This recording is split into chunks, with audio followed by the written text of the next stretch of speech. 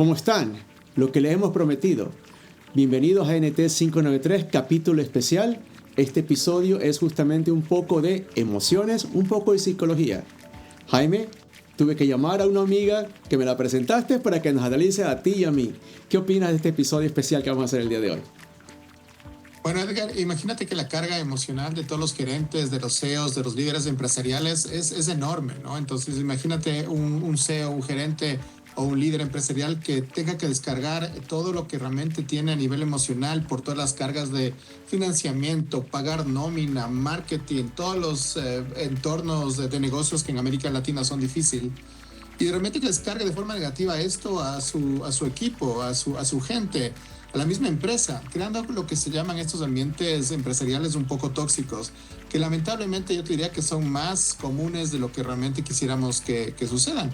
Y es lo que vamos a hablar el día de hoy, ¿no? Cómo realmente los líderes del siglo XXI, los gerentes, los CEOs, deben aprender a lidiar con estas emociones para que realmente no se descarguen con sus equipos, sino realmente sean faros de luz y esperanza para aumentar la productividad general. Tener justamente estos líderes empáticos, estos líderes positivos, estos líderes que a pesar que realmente tienen cargas difíciles, transmiten seguridad a lo que viene a ser la parte de su gente a cargo. Y en ese sentido creo que Amparo nos va a guiar muchísimo cómo realmente podemos tener esas variables para los gerentes, los líderes, las personas que realmente están a cargo de empresas y que realmente deben tomar este paso positivo para no solamente ganar más dinero, sino que realmente tener este tema de un ambiente muy apropiado para generar más ganancias y sobre todo tener un bienestar general en la empresa, en los países, en las regiones. Amparo, millón gracias por haber aceptado la invitación de un par de locos. Estamos contentos de que estés acá con nosotros. Y lo que habíamos dicho justamente, y bien lo dice Jaime, es activos, personas, van de la mano. La persona es un activo. Sin embargo, obviamente en mi caso muy gringo, muy cultura americana, y vemos en Latinoamérica que también se maneja otro estilo diferente al nivel empresarial. Bienvenida, cuéntanos un poco, ¿cómo lo ves tú justamente del campo profesional? ¿Cómo se manejan las empresas el día de hoy? ¿Qué estamos haciendo bien? ¿Qué estamos haciendo mal? Y establecemos un poco la cooperación. Bienvenida, Amparo. Muchísimas gracias, Edgar. Muchísimas gracias, Jaime. Sí, la visión ahorita a nivel de todo lo que son las empresas es de que seguimos con un modelo muy tradicional, ¿no? Donde se piensa en las cargas horarias, en el rendimiento de indicadores y objetivos y no se piensa en la persona en sí, que es la que tiene que ejercer este trabajo. Ahora nosotros manejamos como un activo clave la salud mental. ¿Por qué? Porque un activo clave es el que genera valor.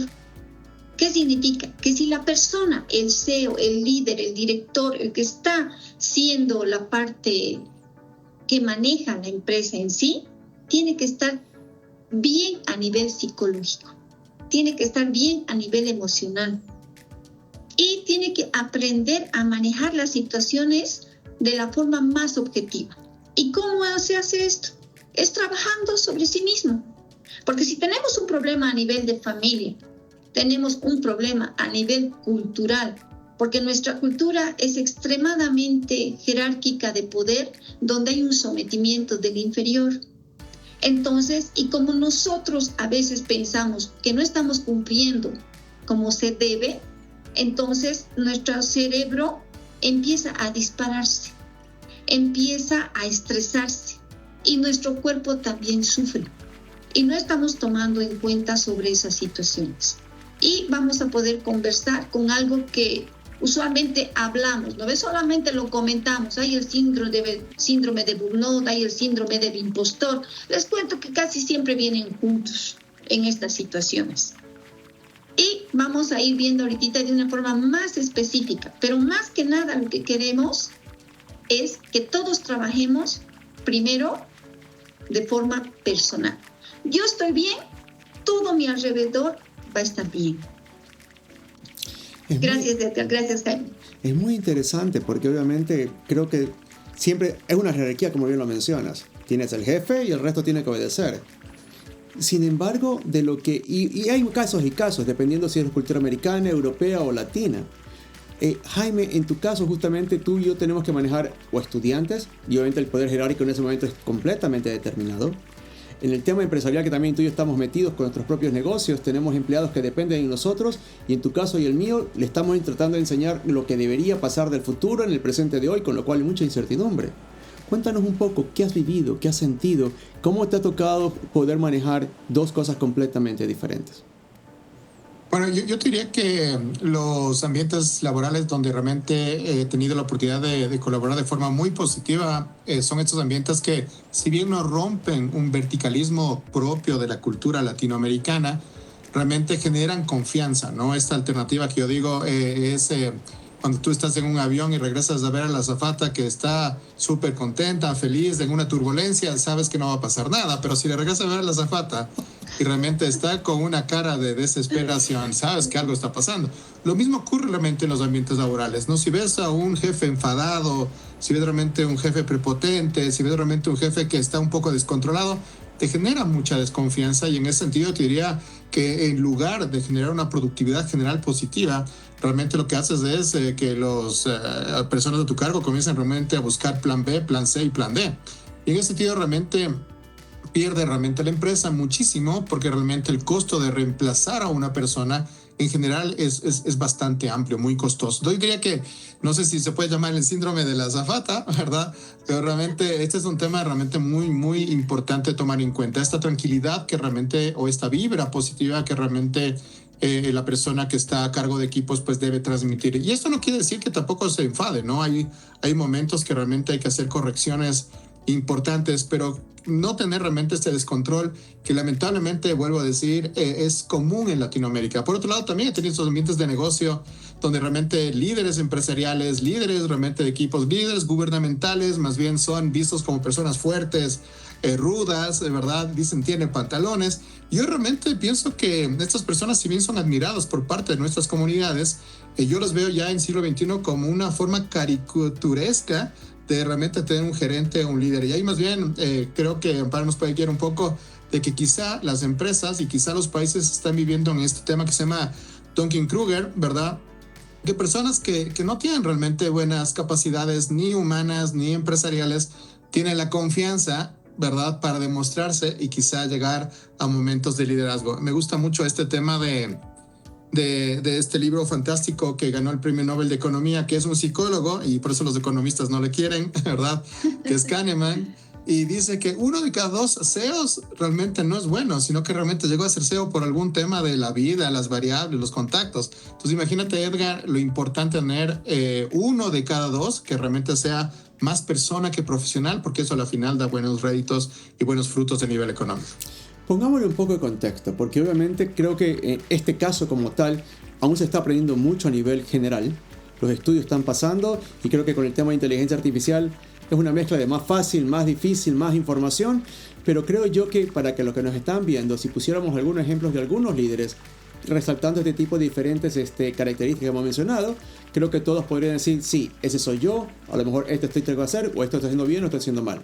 Uno de mis líderes favoritos, Steve Jobs. Todos habéis escuchado las historias.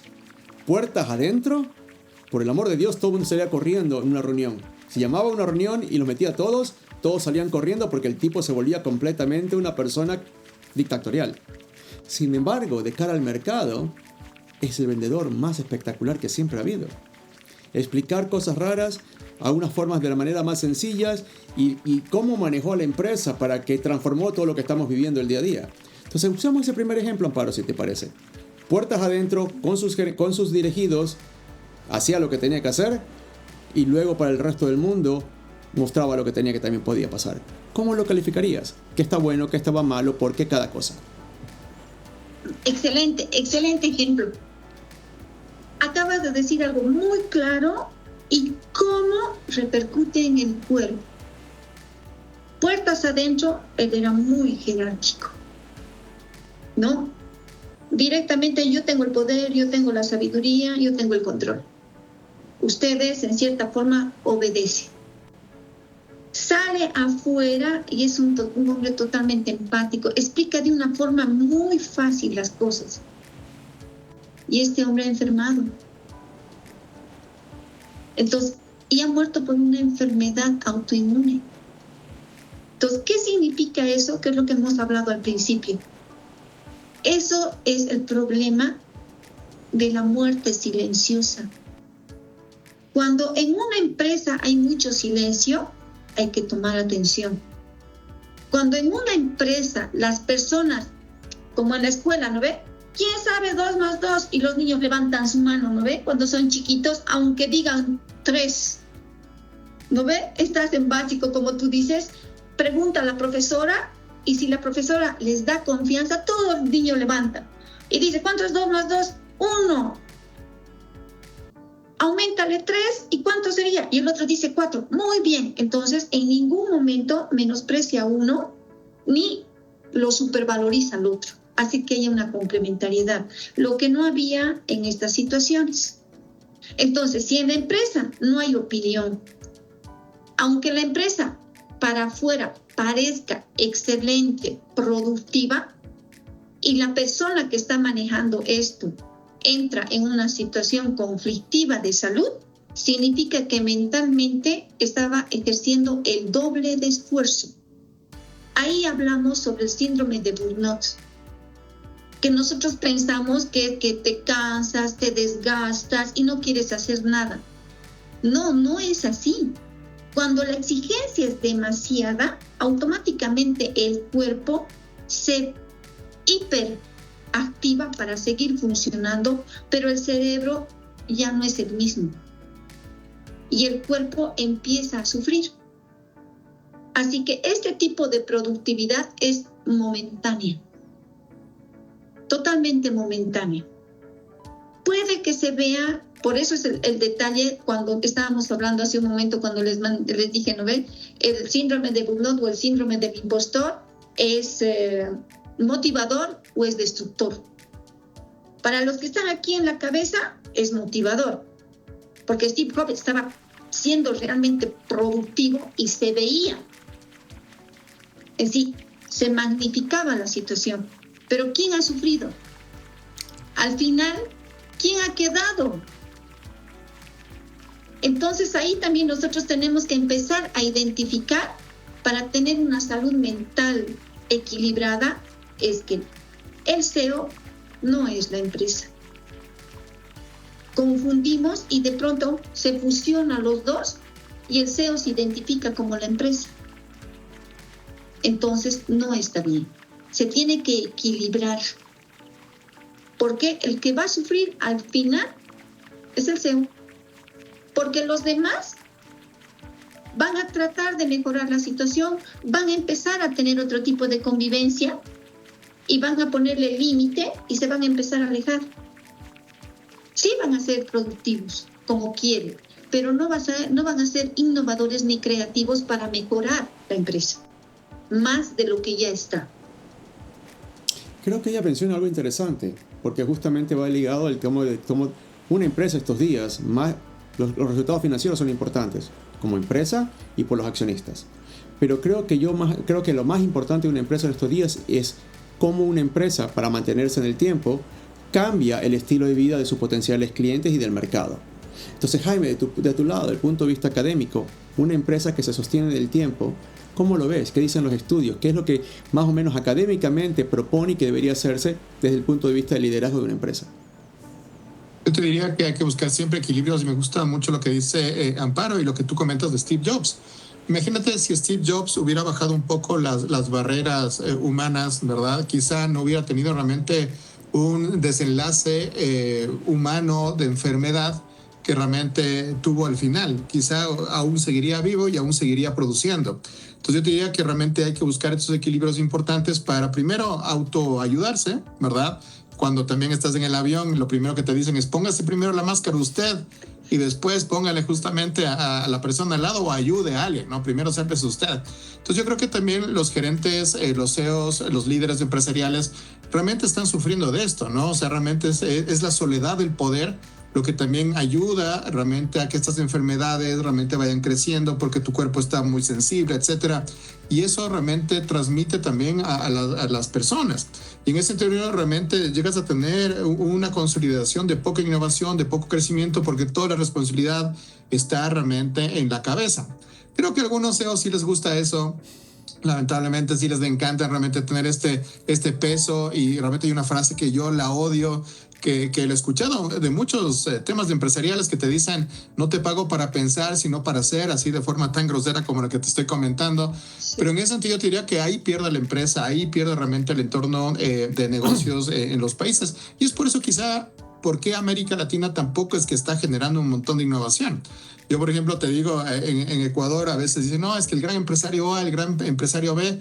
Pero al final, si tú sumas realmente el gran empresario A y el gran empresario B, parecería que no estamos haciendo todo lo que podríamos, porque al final el PIB como tal, el PIB no solamente per cápita, sino el acumulado, no es que está creciendo de forma increíble.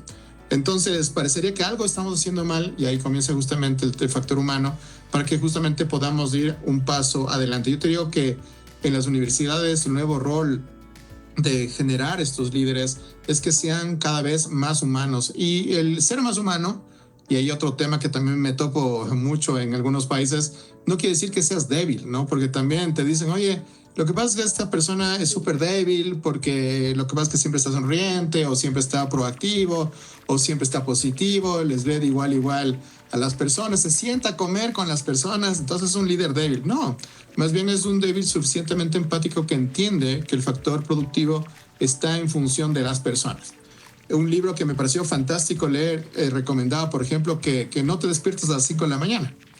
No, o sea, muchas personas dicen: despierta a las 5 de la mañana, duerme poco, trabaja 14 horas al día.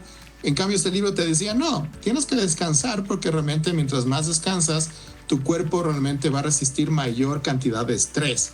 Entonces, en ese sentido, yo te diría: sí, haz deporte, sí, realmente genera equilibrios, pero esta persona que se está autodesgastando muy probablemente no va a ser efectiva durante el tiempo, o no va a ser mucho más efectiva durante realmente las décadas que siguen. Y es por eso que también a nivel corporativo tú ves, Edgar, que las personas también son retiradas muy jóvenes, ¿no? Porque claro, ya les trajiste lo mejor que pudiste, ¿verdad? Entre los 30 y 40 años, y dices: perfecto, ahí estuvo, porque realmente entre 40 y 60 años muy probablemente esta persona está tan desgastada que realmente no va a poder dar más. Entonces diría que el gran mensaje es generar personas que busquen equilibrios. Y creo que esa es la palabra clave: equilibrio. Entonces, me imagino yo, y obviamente Amparo es la experta, el equilibrio, me imagino, empieza en casa.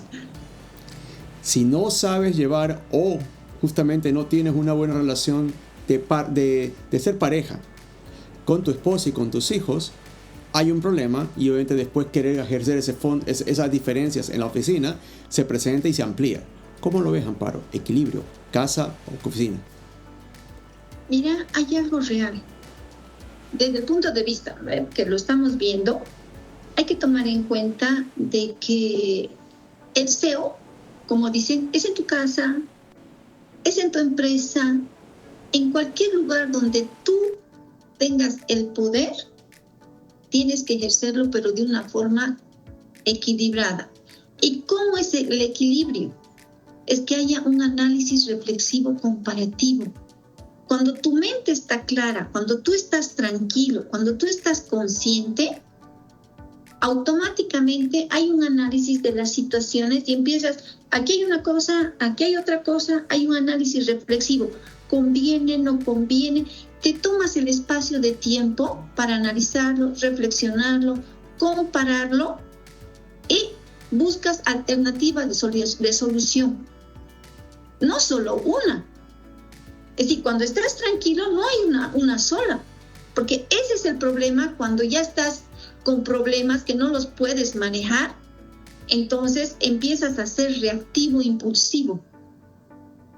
Si en tu casa, por ejemplo, tú llegas y algo tan sencillo, tus hijitos no han limpiado el baño, no han limpiado la cocina, tu esposa está terminando, porque ella también trabaja, llega, no ha terminado de cocinar, y tú llegas. Y antes de cualquier cosa: hola, buenas tardes. Ay, mira, no ha limpiado el baño. Ay, mira, está el piso sucio. Ah, y no hay la comida y ya me tengo que ir. ¿Qué pasa en ese hogar? Simplemente estás haciendo lo mismo en tu hogar y vas a hacer lo mismo en tu empresa. Vas a llegar en la empresa, ay, no terminaste el informe. Mira lo que has hecho, ni siquiera has analizado de forma correcta. Entonces, directamente empiezas a ser totalmente reactivo, impulsivo y al mismo tiempo vas menospreciando al otro. No ingresa al cerebro de la persona cuando está con estas situaciones la valorización del otro. Entonces, ¿qué pasa? ¿Qué significa? De que cuando un CEO tiene problemas, se vuelve sistémico donde esté. El problema no es solo de él, es de todo su entorno. Entonces, ahí no se dan cuenta. Porque volvemos a la parte cultural, ¿no ve? Yo tengo el poder, yo tengo la razón, yo tengo la sabiduría, yo tengo la verdad absoluta. Y cuando alguien te quiere decir algo, tu esposa, cálmate, recién vamos, y todavía con esa desesperación, ¿no ve? Porque ya se ha creado tensión dentro del hogar. Hijito, apúrate, hijito, limpia esto, hijito, para que tú estés bien. Lo mismo en la empresa. Termina tu informe, yo te voy a ayudar para que el jefe no se enoje, para que el jefe no empiece a gritar al otro. No hay equilibrio en ninguno de los dos. Entonces hay un conflicto sistémico. Y obviamente va a terminar mal. Ahí es donde empiezan las renuncias inesperadas, hay crisis de poder, hay pérdida de visión estratégica y todas estas respuestas reactivas obviamente que tienen sus consecuencias negativas. Entonces, estas acciones se convierten en acciones irracionales. Y si tomamos, por ejemplo, en algunas situaciones, solamente pensamos que va a haber un problema a nivel de la empresa. También hay un problema a nivel de personas. Por ejemplo, como tú has dicho, tú estás casado, no hay ningún problema, tú tienes un matrimonio estable en apariencia. Pero cuando ya están entrando los conflictos y estás en la empresa y como creen que tienen el poder absoluto, todas las otras personas se vuelven objetos, especialmente las otras mujeres, o depende quién le agrada y empieza a cometer errores. Ya no hay lo racional ni hay la valorización de lo moral. Entonces, ahí empieza el desequilibrio dentro de lo que es la empresa, el desequilibrio de lo que es la familia y las rupturas. Y se van rompiendo estructuras que en algún momento eran fuertes y firmes, pero ahora ya no. Hablemos de otro tema, y también quiere ver mucho el tema académico, Jaime. La diferencia entre administrar, gerenciar y liderar. Y creo yo que tal vez en una cultura americana, y la ventaja que tuve trabajando en multicorporativos es, si tienes una empresa grande, tienes que aprender a delegar, es lo primero que tienes que aprender a hacerlo. Pero sin embargo, culturalmente hablando, en Latinoamérica las empresas son pequeñas relativamente y por eso se crea estructura de poder. Entonces, por eso la pregunta para ti, desde el punto de vista académico, la diferencia entre administrar, gerenciar y liderar. ¿Cómo lo ves? ¿Qué dicen los estudios? ¿Qué es lo que opinas? Yo diría que incluso hay una categoría adicional que es también inspirar. Y yo creo que el tema de llegar a tener líderes empresariales de Latinoamérica que llegan a inspirar, y sobre lo que tú acabas de comentar, el tema de tener la suficiente confianza para delegar, es lo que realmente a veces nos motiva realmente a tener alternativas de cambios urgentes y equilibrios en los gerentes. Sobre nosotros está realmente la cultura de cada uno de los países, y ahí Bolivia, Guatemala, Ecuador comparten un verticalismo bien fuerte. Entonces realmente a veces es complicado llegar realmente a tener empresas o consorcios horizontales, suficientemente horizontales para justamente dar voz a las personas, generar innovación, pensar en cosas diferentes, ¿verdad? Pero es urgente y necesario ir cambiando y modelando y evolucionando también nuestras culturas a través justamente de lo que vienen a ser las empresas como tal. Las organizaciones más horizontales, sin perder el respeto de los gerentes, de los líderes como tal, son las que más avanzan. Y te pongo realmente un tema comparativo con las culturas, por ejemplo, europeas, nórdicas, Holanda, Suecia, Noruega como tal, en comparación al desarrollo empresarial, por ejemplo, de empresas sumamente o países sumamente, hablemos, verticales. Ahí realmente vas a darte cuenta que el tener estos gerentes que inspiran, yo diría que valen mucho más ahora en siglo XXI que realmente tener una persona que en teoría, entre comillas, genera resultados. Y digo, entre comillas, genera resultados, que los resultados a veces también son un poco ficticios, ¿no? Son temas oligopólicos. Por ejemplo, hay algunas empresas en nuestros países que dicen, mira, ha vendido $2,000 millones en retail, una gran empresa, hablemos del supermercado. Bueno, porque el país está diseñado para tener oligopolios, ¿no? Dicen, pero mira qué bueno este CEO está haciendo increíbles cosas a nivel financiero. Bueno, porque el sistema bancario no está globalizado. Entonces, te soy muy honesto, hay muy poco empresario ecuatoriano, latinoamericano, que realmente logre tener una inspiración, hablemos fundamental, hablemos a nivel transversal. Y eso es lo que hay que ir buscando de forma urgente. Y yo te diría que ahí sí tengo mucha confianza o esperanza en las nuevas generaciones, en la generación Z, millennial, que erróneamente les decimos de veces generaciones de cristal, porque más bien ellos son mucho más humanos que otras generaciones que buscan los números fríos, los KPIs fríos, sin importar absolutamente nada, incluyendo la parte moral. Y en ese sentido te diría que estamos viviendo una transición bien interesante de las nuevas generaciones que comprenden también el valor de la empatía, comprenden el valor de los equilibrios, comprenden la parte relacionada con también tener una vida. Por ejemplo, este famoso tema que también lo vemos en muchas circunstancias, ponte la camiseta de la empresa. Y claro, yo también he trabajado 16 horas al día, pero si me preguntas en este momento de ponerte 16, 18, 20 horas a la semana, poniendo realmente en segundo lugar a tu propia vida o a tu familia, te diría que es un error.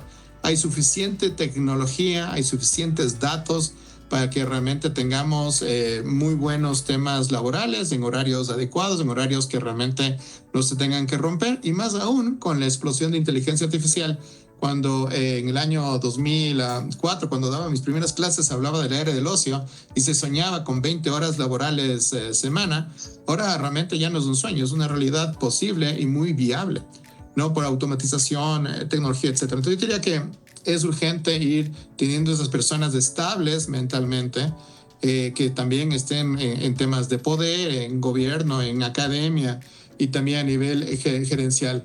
Y para ir dando también más espacios aquí en el podcast, solamente les comento una anécdota.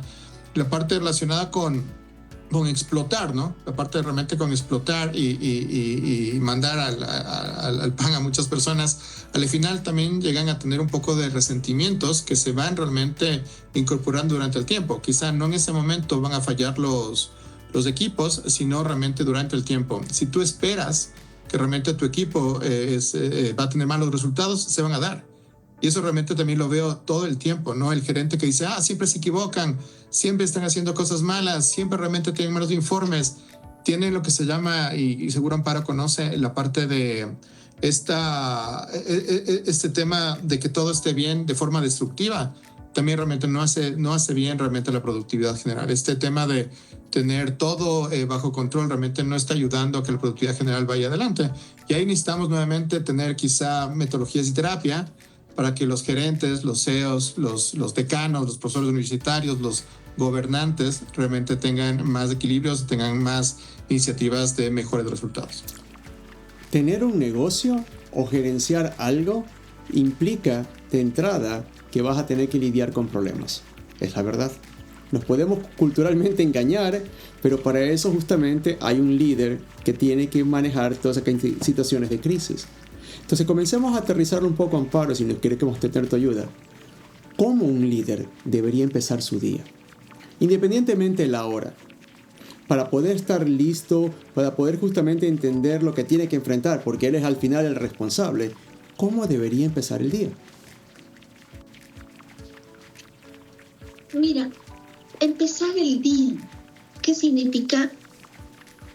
Es tener una conciencia de un mejor día antes de dormir,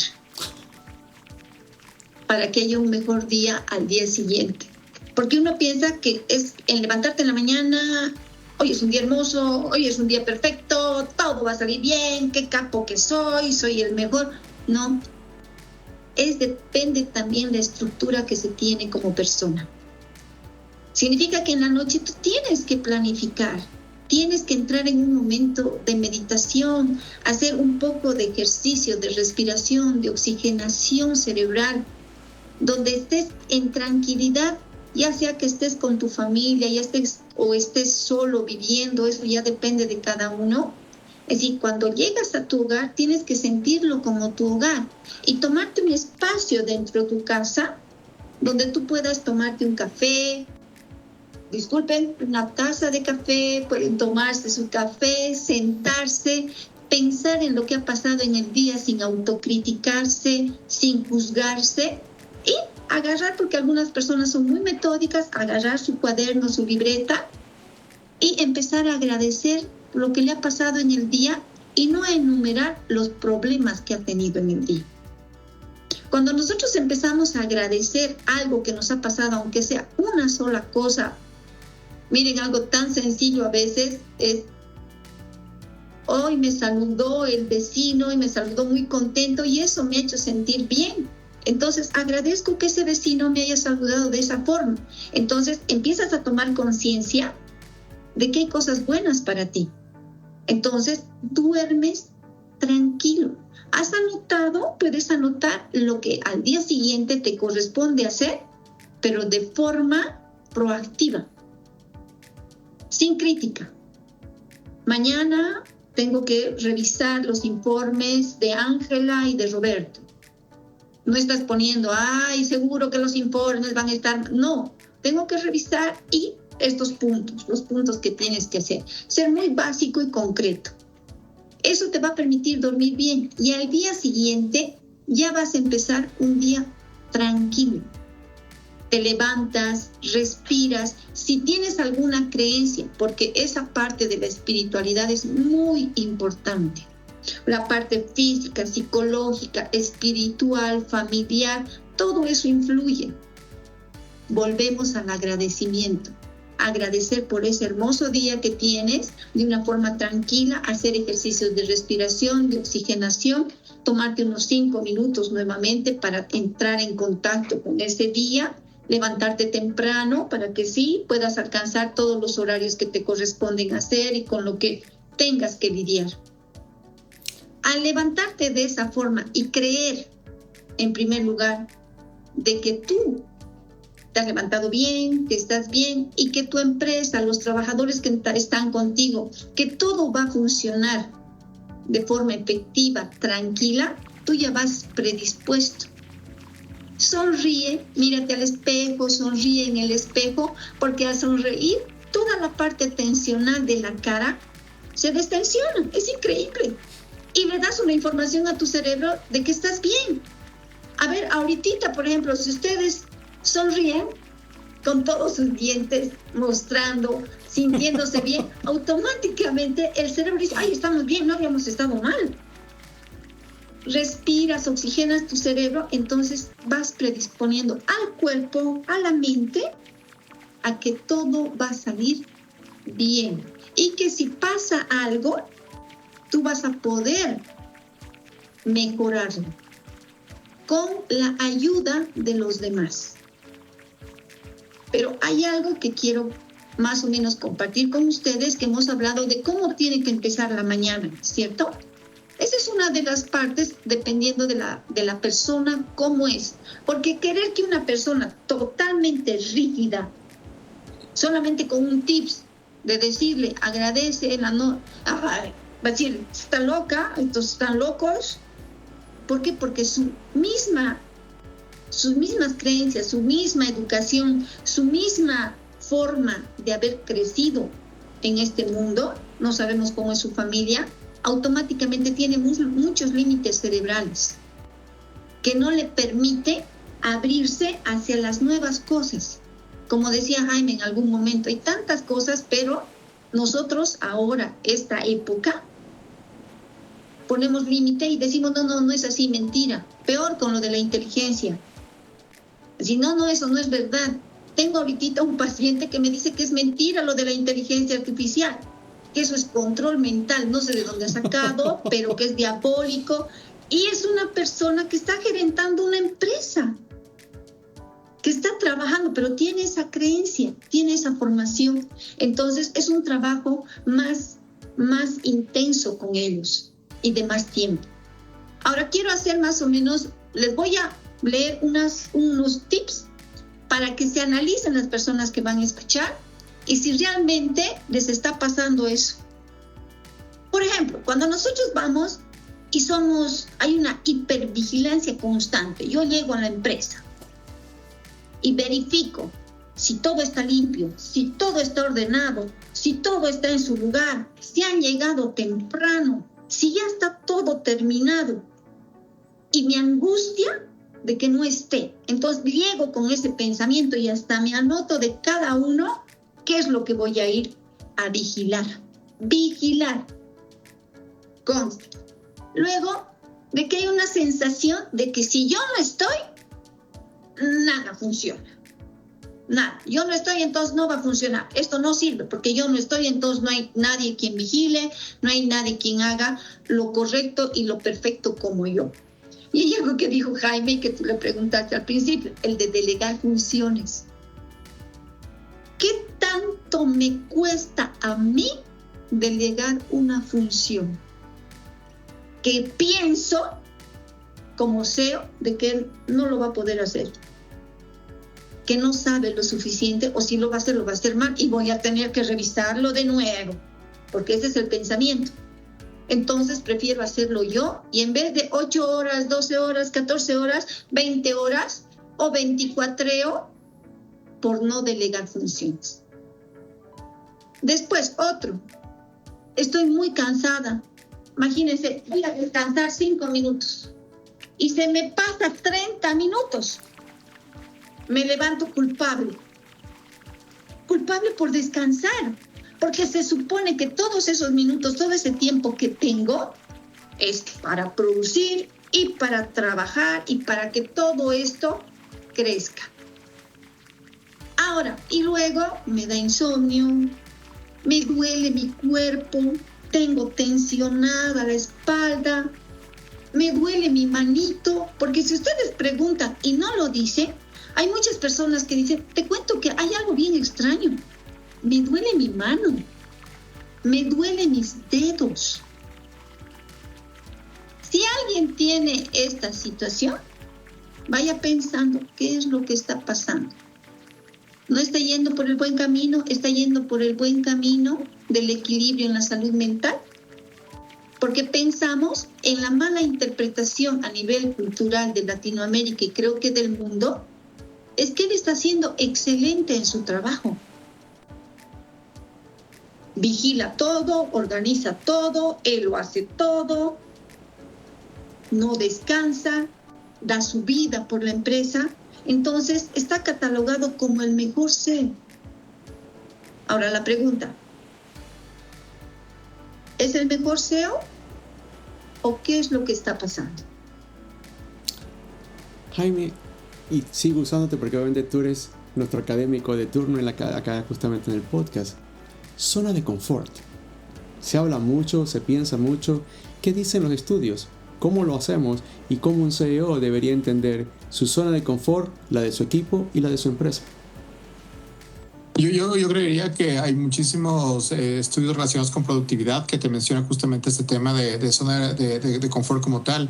Y creo que lo vemos en evidencia, ¿no? O sea, la parte de innovación de productos, producción o mercados, realmente en nuestros países es bastante limitado. Es justamente porque quizá el CEO tiene muchísimo miedo interno, o el gerente o el líder tiene muchísimo miedo para justamente dar pasos distintos a lo que viene a ser un tema de tradición o a nivel de cultura organizacional. El problema de esto es que este miedo no se acepta o no se transmite realmente en nuevas decisiones, sino realmente se reafirma, logrando realmente tener un tema de que las cosas nuevas a veces son tomadas de forma ridícula, a veces no son tomadas en cuenta o a veces incluso son eliminadas por un tema de un factor de miedos. Y en ese sentido te diría que sí me he topado con muchos temas relacionados con esto, sobre todo en los temas de innovación, que es lo que nosotros trabajamos, y eso realmente no ayuda a absolutamente nadie. Yo creo que esta figura del CEO ultrapoderoso, que nunca se equivoca, ¿verdad? Ya es una figura que debería ir eliminándose, y ahí yo creo que también es muy importante que los departamentos de talento humano, de recurso humano, también más bien limiten la contratación justamente de estas cabezas de equipos que tengan estas características. La verdad que las empresas buscamos realmente eficiencia, ¿no? Eficiencia y resultados, pero yo te diría que más bien los resultados continuos son los que realmente ayudan a que las empresas vayan creciendo como tal. Actualmente existen muchísimas informaciones de datos, existen muchísimas metodologías y procesos que seguramente nos va a contar también Amparo para saber cuál es mi personalidad, cuáles son mis fortalezas, cuáles son mis debilidades.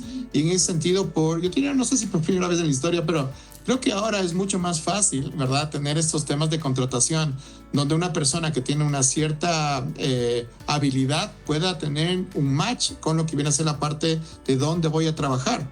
Y en ese sentido, ¿cómo yo puedo colaborar con esa empresa? Con datos, todo con datos. Y en ese sentido, realmente poder tener esta endorfina de decir, oye, voy a trabajar en un lugar donde voy a aportar y voy a tener realmente felicidad. Y la felicidad es igual a lo que viene a ser la parte de productividad. Y eso realmente es posible, relocalizar, reorganizar empresas con estas alternativas y estas metodologías. Existe realmente un paper súper interesante donde te dice cuáles son tus 5 fortalezas, utilizarlas realmente en organizaciones, identificar esas alternativas, reorganizar y en ese sentido realmente buscar alternativas de eficiencia. Claramente hay cosas que hay que tomar en cuenta. Por ejemplo, un contador innovador, como que no suena, ¿verdad? Pero entonces una persona de marketing súper conservadora como que quizá tampoco suena. Entonces reorganizar ahora es posible con metodologías, con datos. Y en ese sentido justamente el líder actual debe tener esa apertura, ahora más que nunca esa apertura para realmente buscar nuevas opciones y nuevas alternativas. A mí me ha costado muchísimo entender a líderes empresariales que realmente más bien son súper ultra conservadores sobre las nuevas tecnologías. Y eso creo que tú también lo has vivido, Edgar. Por ejemplo, hay videos de personas que ridiculizaban a Wikipedia, ¿no? Año 2006. ¿En serio estás utilizando Wikipedia cuando quizá las personas que conocíamos un poco o somos fans de la tecnología, sabíamos que Wikipedia iba a ser realmente el compendio del conocimiento mundial como lo es ahora? Igual con la inteligencia artificial. Hace un par de años yo escuchaba a líderes empresariales económicos que dan entrevistas, que tienen acceso a la televisión, ridiculizando la inteligencia artificial, por ejemplo, y sus capacidades. Otros países como El Salvador parecería que más bien están tomando decisiones súper interesantes, ¿verdad? Para decir, oye, vamos a ir con todo con la inteligencia artificial y su implementación. Entonces, el líder del siglo XXI debe ser, yo diría, más allá de todos los currículos y todos los temas de conocimiento, debe ser persona. En ese sentido, yo creo que los tips que nos ha dado justamente Amparo funcionan extremadamente bien para justamente que este CEO, este gerente, este líder inspire a los demás y ahí justamente ir un paso adelante. Un tema que me gustaría preguntarle a Amparo para ver cómo se puede romper es este tema de que tienen muchísimos gerentes, que es la parte relacionada con este tema destructivo del perfeccionismo. ¿Cómo romper en un gerente, Amparo, el perfeccionismo destructivo, ¿no? Tampoco no sé si lo que voy a decir es correcto, pero yo siempre digo, el mundo necesita un 7/10, porque las necesidades de un 10/10 es mucho tiempo, mucho esfuerzo y el mundo es muy cambiante. Entonces necesitas lanzarte, después lo que siempre dice también Edgar, ir mejorando durante el tiempo y repetir lo que ha ido bien. Pero ¿cómo entonces, Amparo, les podrías decir a los CEOs y los líderes empresariales, los gerentes, cómo romper este tema del perfeccionismo destructivo que le hace mal a la persona, que le hace mal a la empresa y le hace mal también a los entornos económicos en los países? La palabra perfecta, perfeccionismo destructivo. ¿Qué significa? Que ahí es el síndrome del impostor. No nos hemos dado cuenta y estamos con eso. Perfeccionismo, ¿por qué? ¿Por qué necesitas ser perfeccionista? Porque piensas que todo el mundo te está vigilando, los de arriba, y estás en constante evaluación. Es decir, cuando te des cuenta de que no estás en constante evaluación, ¿qué significa? Que es empezar a hablar. Si tú eres el CEO y hay un directorio, es proponer a ese directorio en primer lugar de que haya en algún momento algún tipo de ayuda terapéutica para todos. Si él no puede en esa forma, él tiene que buscar ayuda de forma privado. Como les he dicho, estos tips que hemos hablado son síndromes. El perfeccionismo no es normal. Peor, si tú eres perfeccionista y no te causa malestar al hacerlo, significa que estás mejorando en lo que tú estás haciendo. Pero si algo te causa malestar, no está bien. Significa que hay un síndrome de vigilancia. Estás a la defensiva y te vas preguntando, ¿por qué estoy tanto en la defensiva? ¿Cómo romper esa estructura de perfeccionismo? ¿Cómo romper? En primer lugar, en estas circunstancias sí o sí se necesita ayuda psicológica terapéutica. Porque la misma persona, como ya tiene patrones, tiene una formación cultural, familiar, y que él ha ido consolidando donde está, entonces cree que está en lo correcto y hace que los demás también tengan esta forma de crecer. Si tú no eres perfeccionista de 10 sobre 10, entonces no funcionas. Entonces hace una cadena y es modelo a seguir de otros, un mal modelo, porque al fin y al cabo esta persona va a terminar mal. Porque en el momento en que no lo logre o tanta presión psicológica, va obviamente a dañar al cuerpo, va a dañar a la mente. Entonces, poco a poco, en estas personas que quieren ayuda, primero empezaremos por ahí. Si tú preguntas a los perfeccionistas, si tú preguntas a las personas que están ahorita aparentemente exitosos, ¿por qué necesitarían ayuda? Si creen que están en lo correcto y están en el éxito y están haciendo lo mejor, no están pensando a futuro en sus vidas, no están con proyección, peor dependiendo la edad que tienen. Entonces, por eso es de que desde más arriba de los entes altos es donde tiene que ir bajando la propuesta de la salud mental. Porque si no, como tenemos esa jerarquía, de esa forma vamos a ir aceptando de que sí puedo y no está mal ni estoy loco. Porque en la jerarquía me están diciendo que necesito apoyo psicológico, necesito terapia psicológica antes de que entre en crisis. Porque una vez que entre en crisis, él no va a buscar ayuda. Le van a buscar ayuda para ir contra esa crisis que él ha tenido, porque él no va a tener conciencia real de que necesita ayuda. Entonces, cuando uno no necesita ayuda, ¿cómo romper lo que está mal? Es primero visibilizar e identificar que lo que se está haciendo y mostrar que estas estructuras, cuando uno las tiene en el poder, no son las correctas y que a futuro van a ocasionar crisis empresarial, crisis personal. Y obviamente esta persona es cambiable. Eso es algo muy, muy difícil de decir. Si esta persona entra en crisis, significa que hay otra mejor.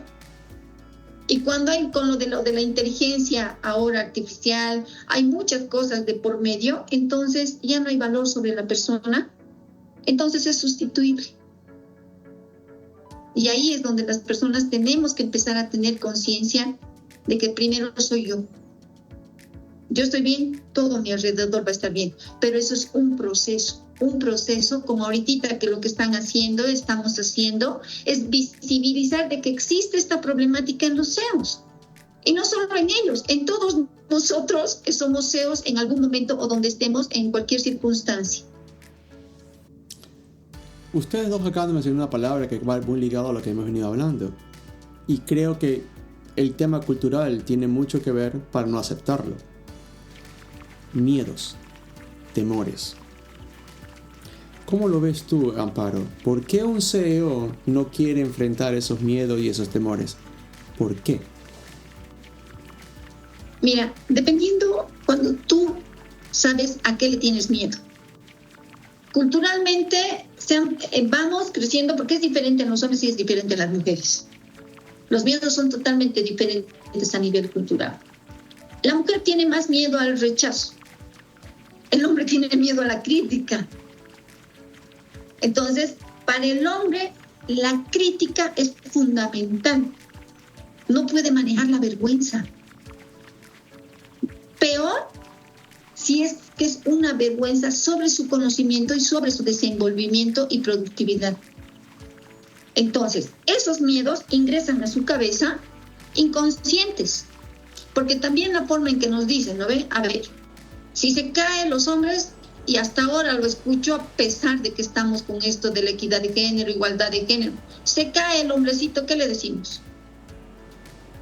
Los hombres no lloran, levántate. Llora un poquito y dice, ¿cómo vas a llorar? No voy a decir otra palabra que nos dicen los papás, ¿no? A los hombres especialmente, ¿no?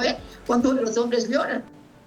Entonces, el hombre automáticamente, ¿qué dice? Si me expreso de algo que me está doliendo físicamente, conscientemente me está doliendo y estoy llorando, y me han cerrado ese paso de expresar, entonces ahí automáticamente e inconscientemente anula la expresión de decir si le duele, no le duele, si le afecta, no le afecta. Después, vamos, te ha sacado, como dijo Jaime hace un instante, estamos bien de 7/10, ¿no ven? En el examen, digamos. Ha pasado el examen, pero cuando tú entregas tu examen de 7/10, ¿cuál es la respuesta? Está bien, has pasado, pero sería un 10 lo que corresponde. No han valorado tu 7. Entonces, ¿qué opinas? Que tu 7 no es valorable, que lo valorable es el 10. Entonces, automáticamente dice, menos de 10 no sirvo. Inconscientemente sigues creciendo con esos patrones de la excelencia, pero una excelencia no real. Entonces, una excelencia continua que buscas, pero que no la encuentras. Porque los mismos patrones culturales que tenemos no te la permiten. Las empresas aquí no son como las empresas en Europa o en Estados Unidos, no son en América Latina. Es decir, a veces tu opinión no es válida, aunque sea la mejor. Tú estás de empleado antes de ser CEO. Entonces tu CEO te dice, vos das una opinión innovadora, creativa. Pero como no va esa opinión creíble con el CEO y te dice, ¿sabes qué? Estás bien nomás donde estás. No has sido malo, no has sido discriminador, pero sí ha sido destructivo esa opinión. Estás bien donde estás. ¿Qué significa? Que ya no vas a avanzar de ahí, que tu cerebro es para eso nomás. Entonces, vuelve la parte inconsciente de no expresar ni decir nada. Entonces, es una cadena continua, donde la persona no habla, no expresa, no lo dice. Y lo peor, cree que después, cuando ya le corresponde estar aquí, hace lo mismo que lo que le han enseñado. Entonces, romper esas cadenas, esas estructuras de año tras año tras año que ha pasado desde lo que van criando a ese niño, de un día para otro, de una terapia de una semana, de una terapia de un mes, de escuchar audios de crecimiento personal, motivacional, no van a hacer cambio en ese momento. Porque sigue esta persona luchando con lo que ya está plasmado en su inconsciente. Es un trabajo arduo, pero la gente ahora sí quiere cambiar porque hay mucha información de por medio donde ellos tienen que ir y adaptarse ahora a las nuevas tecnologías, pero no saben cómo hacerlo. Porque tampoco no hay la accesibilidad en algunos sectores como en otros. La responsabilidad de un líder, Jaime, es crear otros líderes. Es lo que siempre vemos, es lo que la academia dice y lo que está probado a través de los tiempos. ¿Cómo hacerlo? ¿Cuáles son, justamente desde el punto de vista formal, académico, la mejor forma de crear nuevos líderes? Yo te diría que ahí viene a ser la parte de asumir el rol de las personas como mentores sobre las nuevas personas que van realmente incorporándose, ¿no? O sea, no personas que limiten realmente el crecimiento ni las propuestas de los que están por el momento a tu cargo. Y en ese sentido, sí es urgente que los líderes empresariales tengan esa apertura, ¿no? Como dice Amparo, la parte relacionada con tener la posibilidad de no cohibir el crecimiento ni las iniciativas realmente de tu equipo como tal. Eso también es sumamente común, de no estar abierto porque no crece de mí la iniciativa o no crece de mí realmente la propuesta, quizá parar, hablemos de otras propuestas que vendrían de los equipos como tal. Y yo creo que ahí viene una máxima que ojalá que se incorpore en toda América Latina, que es ojalá el no tener miedo al ridículo. No, imagínate, Edgar, en tu primer podcast de NT593, ¿verdad? Si hubieras tenido miedo al ridículo, ¿no? Y apenas 14 meses después tienes 50,000 seguidores de este podcast. Entonces, imagínate, eso es sumamente interesante, ¿no? Tener la fortaleza para justamente decir, oye, voy a hacer algo que la gente muy probablemente no lo entienda, voy a hacer algo que a la gente quizá le dé un poco de temor o miedo. Pero en ese sentido creo que el crecimiento humano está basado en no tener el miedo al ridículo, ¿no? ¿Cómo lo habrán visto al que creó el fuego, ¿no? O sea, oye, creo que es posible cocinar los alimentos, lo han de haber visto con espanto, ¿no? O con recelo, igual que el que creó la rueda, después del que creó justamente la escritura, y así como tal. Me parece sumamente necesario realmente ir rompiendo tabús, ir realmente rompiendo paradigmas y rompiendo reglas escritas. Y ahí no sé si realmente irnos al otro extremo de ser anárquicos, ¿verdad? Pero en cierto sentido yo creo que es importante dar libertad también a las personas para proponer, crecer e ir hacia adelante. Y ahora más aún con la tecnología. Lo que hemos dicho en algunos podcasts, en el Egipto antiguo había algunas personas que estaban muy opuestas a la creación de la escritura, ¿no? Y se lamentaban, ¿no? Y decían, oye, está horrible este tema de la escritura, la gente ya no va a tener memoria, la gente ya no va a poder cantar los salmos, etcétera. Y ahora pasa lo mismo con la tecnología, la IA, la innovación, las nuevas formas de tratar a la gente. Yo creo que ahora más que nunca, líder del siglo XXI, resiliente, abierto, oportuno, y sobre todo creo que el rol está en inspirar, ¿no? Y qué bueno estar con esta máxima de tener gente más inteligente que tú, gente más proactiva que tú, más innovadora que tú, y mis últimos temas empresariales, más joven que tú, ¿no? Y realmente tratarles ya no como, es que son junior, ¿no? No son juniors, son profesionales que posiblemente incluso tengan más información y conocimiento que tú. Entonces, en ese sentido, yo diría estar con esa apertura urgente para que realmente las cosas vayan cambiando.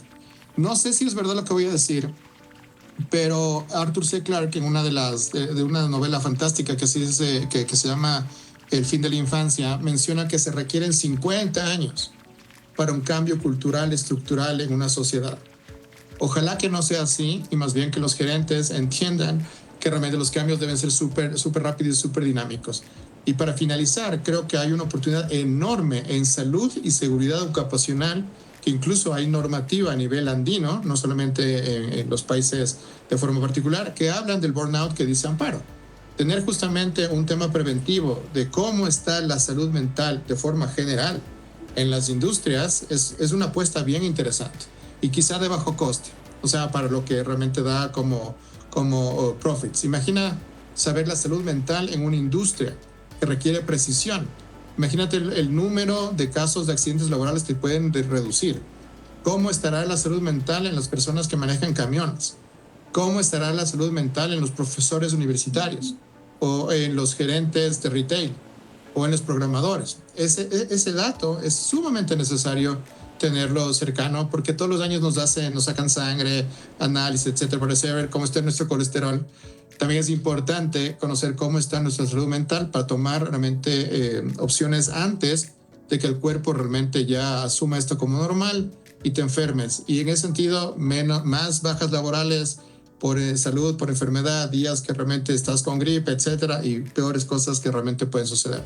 Eso es un temazo, salud mental en las empresas, en las industrias, en las economías. Competitividad, Amparo. yo soy de los que creía, a lo mejor aquí yo soy muy chapado a la antigua. En una competencia no todos pueden recibir un trofeo. Sin embargo, en estos tiempos, por temas justamente de inclusión y diversidad, se comienza a estilar que ya sea en el mundo deportivo o incluso un poco académico, todos reciben un premio por participación. ¿Es bueno? ¿Es malo? ¿O cómo debería cambiarse ese concepto?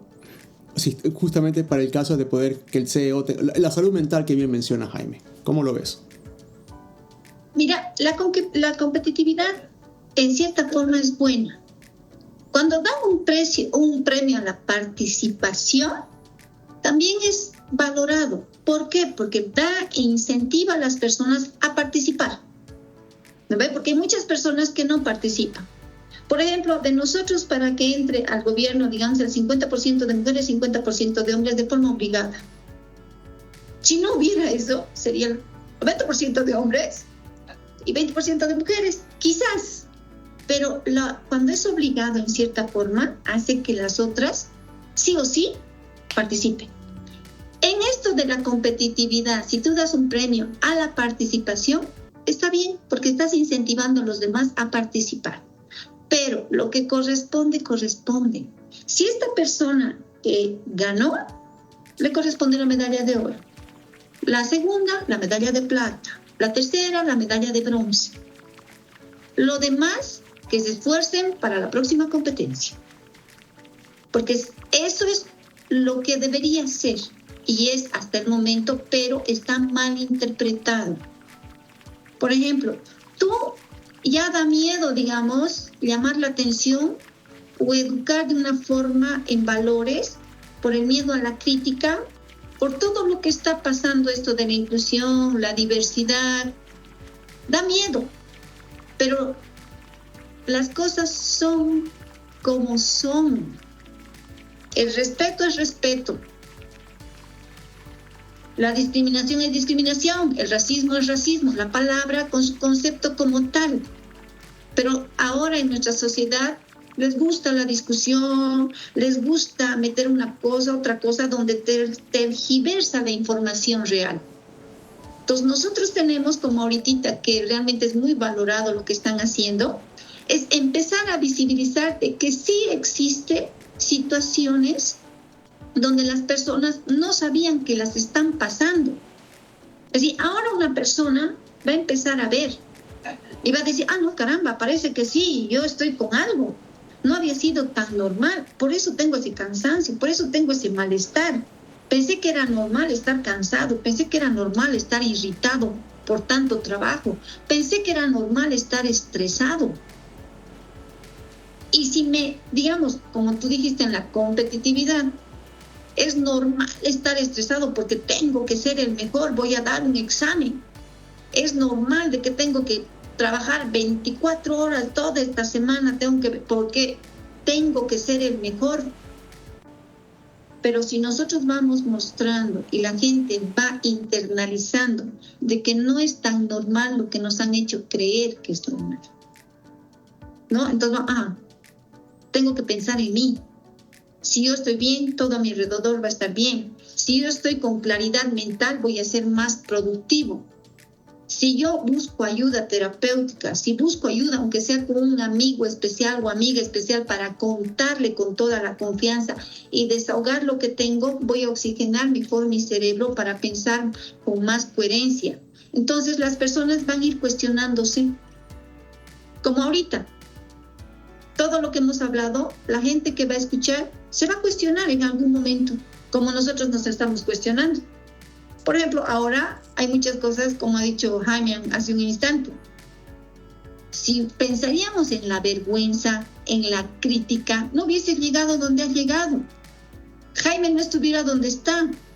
Yo no estaría donde estoy, porque hemos roto esa barrera, en primer lugar, de la crítica, del miedo, que es lo que hemos hablado anteriormente, un miedo que nos han internalizado de forma continua como una normalidad, que ahora sabemos que no es así. Entonces vamos rompiendo barreras, vamos saltando obstáculos y mostrando a los demás que sí se puede, sin querer, pero somos modelos a seguir de otros. Conforme a lo que ellos vayan aprendiendo y siendo, ahorita las redes sociales son increíbles. Hay modelos a seguir que obviamente pueden ser modelos negativos o modelos positivos, dependiendo la situación, ¿cierto? Pero las redes sociales, la inteligencia artificial, todo lo que es la tecnología ahora, en sí hace que todos estemos en un solo sector, en un solo lugar, pero con otra educación, con otro pensamiento, con otras interpretaciones, pero en algún momento va a salir el querer ser mejor y el cuidar de sí mismo. Entonces vale la pena. Todo lo que se trabaje para visibilizar de que las personas tienen que cuidarse primero para que estén mejores y su alrededor esté mejor y sean más productivos, vale la pena. Aunque sea así chiquitito en apariencia, no. Para algunos ese chiquitito va a ser gigante. Jaime, para ir cerrando, consejos desde el punto de vista académico para mejorar justamente tu salud mental, la de tu equipo y lo que estás haciendo como empresa. Me parece que podemos aplicar las metodologías que existen. Hay que tener realmente el seguimiento y el apoyo de profesionales como Amparo para que nos guíe qué indicadores, qué metodologías o qué exámenes podemos realmente hacer en nuestra empresa para tomar decisiones. Mira qué interesante, la otra vez estaba viendo una metodología para saber cuándo somos más productivos a nivel sueño, ¿no? Entonces, por ejemplo, hay algunas metodologías que dicen, mira, hay gente más productiva en la mañana, otros en la madrugada, otros realmente en la tarde. Existen metodologías súper interesantes rompiendo los patrones de 9 a 5, ¿no? Sobre todo en industrias de servicios. Entonces, yo diría que utilizar este tipo de herramientas para conocer la personalidad, para conocer cuándo eres más productivo, cuándo saber si hay burnout o no, porque también hay metodologías y cuestionarios muy interesantes que pueden ser revisados realmente por profesionales para saber cómo están nuestras empresas y tomar decisiones. Yo creo que ahí entra una línea estratégica que yo no lo veo o no la he visto realmente en ninguna industria de forma fuerte y dura, ¿no? Es decir, oye, ¿cómo estamos realmente en salud mental? ¿En cuándo somos más productivos? ¿Cuál es nuestra personalidad? Ahí hay un tema súper importante para productividad. Número 2, no tener miedo a la innovación ni a la crítica. Creo que ahí hay un tema interesante también de trabajar en nuestros países, en nuestras empresas. Y recuerdo ahora que estamos todos en TikTok también, hay un grupo boliviano que a mí me encanta, no sé si a Amparo le parece súper interesante, que se llaman los Super Sexy Boys. Imagínate que estos chicos son virales a nivel global, están pensando ser la canción del Mundial de Fútbol, nada menos, y son personas súper humildes, o parte de ellos, que hicieron un video en Cochabamba y que el Chelsea les hizo virales, ¿no? Por la magia de la internet. ¿Qué hubiera pasado si estos chicos no hubieran hecho este tema de pensar en la crítica? No serían virales. Y más aún, uno de ellos da el paso de formalización, de hacer algo un poco menos lúdico de lo que primero hicieron. Entonces, súper interesante, ¿no? O sea, el miedo a la crítica. Imagínate una empresa haciendo lo mismo. O sea, increíble. Y por último, la parte relacionada con autoayuda de los gerentes, los líderes y los CEOs. Entender que también son humanos, no son máquinas y que realmente requieren tener estos equilibrios también en su vida profesional. El tema de la autoexigencia está súper bien. Yo creo en la autoexigencia. Siempre creemos en el podcast el 1% mejor diario. Ser de excelencia también lo creemos. Creemos en la competencia, claro que sí. Pero creo que en el mundo actual también se requiere tener buenas personas y personas abiertas, y sobre todo tomando en cuenta que a lo menos en América Latina la esperanza de vida es muy corta, son 77 años en promedio. Entonces la pregunta es cómo te recordarán esas personas, ¿verdad? ¿Cuántas personas has tocado y cuánto fuerza o alternativas has generado en tu vida? Que es muy, muy corta. En Europa un poquito más, 82 años, seguramente las nuevas generaciones llegarán a 110, 120 años, pero por el momento es apenas 77 años. Entonces en ese sentido te diría que hay que estar súper abiertos también a los cambios rápidos, firmes, y sobre todo tomando en cuenta que las personas te van a recordar en cómo realmente fuiste las personas que también compartieron tiempo contigo. De tu lado, Amparo, nos dijiste un poco cómo empezar el día. dinos un poco cómo debería ser la rutina. Hablemos un poco semanal. ¿Qué le recomendarías a un líder que haga semanalmente para tratar de mejorar su salud mental, emocional, la de su familia y la de su equipo de trabajo? Mira, hay algo muy, muy especial en las personas. En primer lugar, es que tienes que querer. Tienes que querer estar mejor. Ese es el primer paso. Reconocer como el alcohólico, ¿te acuerdas en las adicciones que dice, tienes que reconocer que eres alcohólico, tienes que repetir? Entonces eso a mí me ponía muy triste en algunos de los pacientes que decían, no, yo no soy alcohólico y está terrible. Lo mismo pasa con estas situaciones, ¿no ve? Cuando hay estos síndromes, cuando hay estas exigencias, de pronto no reconocemos que estamos en un camino autodestructivo a largo plazo. Cuando ya vamos viendo todas estas situaciones, estos podcasts, lo que sale en las redes sociales, o tal vez me interesa un poco más ver cómo me voy a sentir mejor, es ir reconociendo que necesitas ayuda, necesitas apoyo en esto. Y hay apoyo, hay ayuda. Entonces hay que reestructurarse de forma cognitiva y emocional, pero de una forma estratégica. ¿Qué significa? Tú la semana tienes que hacer una gestión de energía. ¿Qué significa la gestión de energía? Como lo que decíamos hace un instante, no necesitas cuánto tiempo te va a ocupar para realizar esta tarea. En concentración, antes te costaba 4 horas, ahora te puede costar 1 hora y media con procesos de descanso donde no te estreses ni te autoexijas demasiado, donde tomes espacios de tiempo para pensar en ti, para disfrutar algo contigo. Hay algo muy importante. Durante toda la semana, si tú preguntas a un CEO, a un líder, a un director, le dices, ¿has comido algo? ¿En el día comes algo? Ay, no he tenido tiempo. ¿Desayunaste? Ay, es que se me hizo tarde. Entonces, no hay alimento. Y cuando no hay alimento, no hay glucosa, no hay energía, no hay oxigenación cerebral.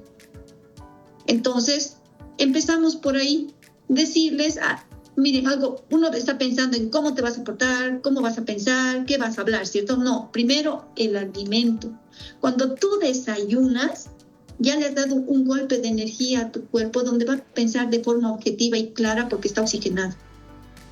Que se alimente unas 4 o 5 veces con porciones pequeñas de alimento que le va a dar impulsos en el día que le van a permitir pensar en sí mismo y gestionar la energía que tiene para realizar las tareas que le corresponden y pueda en ese momento programarse donde no sobrepase el tiempo para una sola tarea y que venga el cansancio mental y la irritabilidad. Cuando ya empieza el cansancio mental y irritabilidad, decirle que ponga un alto y se tome un café, coma algo para que pueda distraer al cuerpo, para que pueda mejorar, para que pueda oxigenarse y sea más productivo. Más que nada. Después, obviamente, al tener esta parte psicológica de autoayuda, empieza a aplacar las situaciones que le parecían que le estaban atacando. Se va dando cuenta de forma objetiva de que no había sido así, de que tiene el espacio de tiempo, que lo puede realizar y lo va a realizar bien. Y ahí mismo empieza también a mostrar a los demás su vulnerabilidad como líder, que es ser humano como los otros. Entonces está dando un ejemplo del autocuidado para que las otras personas también lo puedan seguir y haya una mayor productividad en esa semana, en ese día. Poco a poco, pasito a pasito. Es decir, no esperemos correr. Y también tenemos recaídas. Entonces, que esa recaída no implique de que deje de trabajar en sí mismo. Es decir, va a volver a retomar. Entonces, un pasito a la vez del autocuidado, del amor propio y de trabajar en sí mismo, porque como les digo, yo estoy bien, todo a mi alrededor va a estar bien.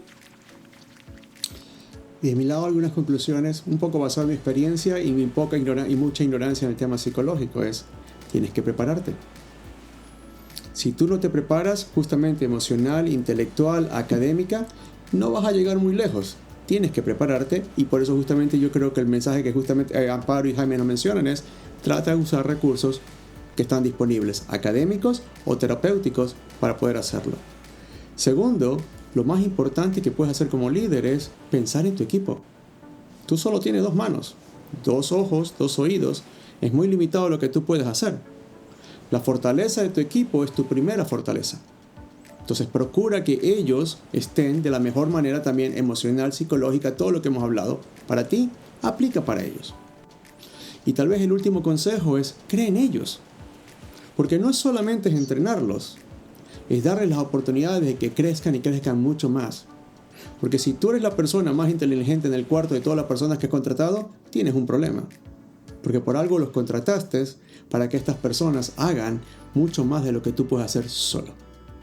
Amparo, Jaime, millón gracias. Creo que fue un episodio completamente diferente. Esperamos tratar de establecer esto una rutina de una manera más constante. A todos, acá están justamente los links. Usen Notebook LM. Si no lo saben, escriban a Jaime o a mí para que puedan revisar mucho el material con inteligencia artificial y puedan entender un poco más qué es lo que estamos tratando de ayudar a transformar esta sociedad y estos equipos, porque creemos fielmente que ustedes, sus empresas y el mundo que está alrededor nuestro se puede beneficiar con lo que estamos tratando de conversar, par de locos y tal vez una tercera persona ahora como Amparo, tratando de ayudar a todos los que nos están viendo. A todos un millón gracias, una excelente semana y los esperamos con mucho placer la semana que viene. Fuerte abrazo a todos.